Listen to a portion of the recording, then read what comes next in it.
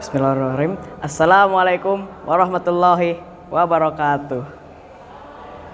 Innal hamdalillah nahmaduhu wa nasta'inuhu wa nastaghfiruh wa na'udzubillahi min shururi anfusina wa min sayyiati a'malina. May yahdihillahu fala mudhillalah wa may yudlilhu fala hadiyalah. Asyhadu an la ilaha illallah wa asyhadu anna Muhammadan abduhu wa rasuluh. La nabiyya wa la rasulah ba'dah. Amma ba'du. Fi hazihi lailah ahtawu amamakum jami'an bil lughatil Indonesia.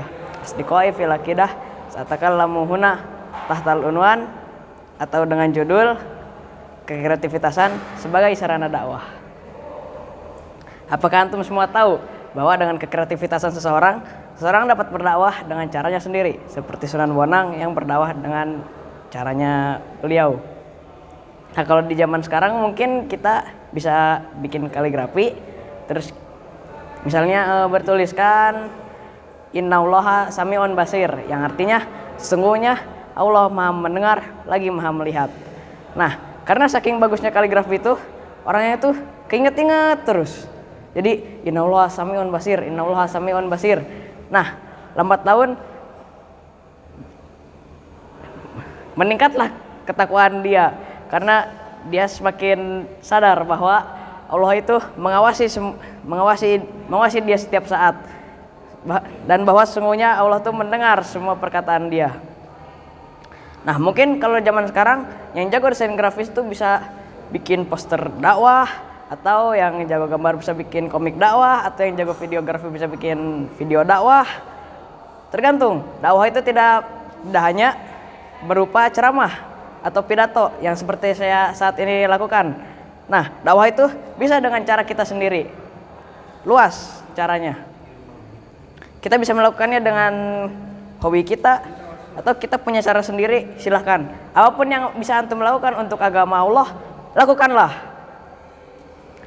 Karena sesungguhnya, hakikatnya, semua muslim itu adalah mujahidin, atau orang-orang yang bersungguh-sungguh. Maksudnya apa bersungguh-sungguh? Bersungguh-sungguh dalam menolong agama Allah. Nah, kalau kita menolong agama Allah bukan dengan cara perang. Nah, kita menolong agama Allah dengan cara dakwah. Dakwahnya bebas, apa aja. Terpujilah orang yang membelanjakan harta dan bendanya untuk agama Allah. Terpujilah orang yang melangkahkan kakinya untuk agama Allah. Ada satu hadis yang diriwayatkan oleh Amr bin As radhiyallahu anhu. Sungguhnya beliau mendengar Rasulullah Shallallahu alaihi wasallam bersabda, "Sampaikanlah dariku walau hanya satu ayat." Nah, hadis ini berkaitan dengan dakwah. Nah, walaupun kita cuma hafal misalnya qul huwallahu ahad, itu bisa disampaikan walau dengan satu ayat. Itu pun sudah cukup. Itu sudah disebut namanya dakwah. Itu disebut namanya dakwah. Terus kita juga bisa, sebelum berdakwah kita juga harus punya ilmu dengan cara belajar. Belajar itu banyak caranya, bisa lewat internet, bisa lewat baca, bisa lewat, pokoknya banyak cara belajar itu. Sebelum belajar kita harus punya adab dulu.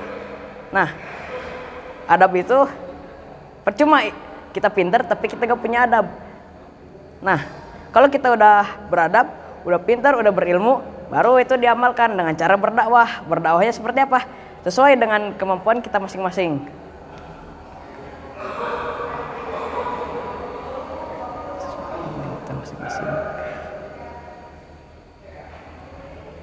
Ceramah itu tidak hanya berupa pidato, bisa juga dengan cara-cara yang lain seperti menulis atau yang lainnya. Yang penting itu bisa meningkatkan ketakwaan kita pada Allah Subhanahu wa taala, dan juga bisa meningkatkan ketakwaan orang lain kepada Allah Subhanahu wa taala. Mungkin hazam ini, syukron kasiran ala husni itimamikum, ungdur maqalah walatang durman qala. Syukron kasiran, wabillahi taufik wal hidayah. Wassalamualaikum warahmatullahi wabarakatuh.